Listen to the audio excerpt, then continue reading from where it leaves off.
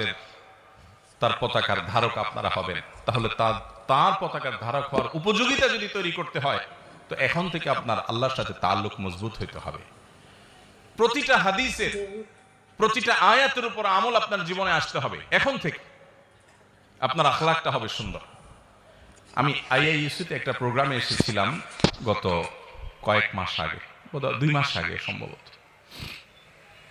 অনেক প্রশ্ন লিখে দেয় ছাত্ররা, এর মধ্যে একটা প্রশ্ন লেখা ছিল, আপনারা কষ্ট পাবেন না, আমি নিজে মাদ্রাসার ছাত্র, আমি জীবনে স্কুলের চোহর দিতে যাই নাই, একেবারে ছোটবেলায় শুরুতে 1-2 ক্লাস হতে প্রাইমারি স্কুলে গেছি।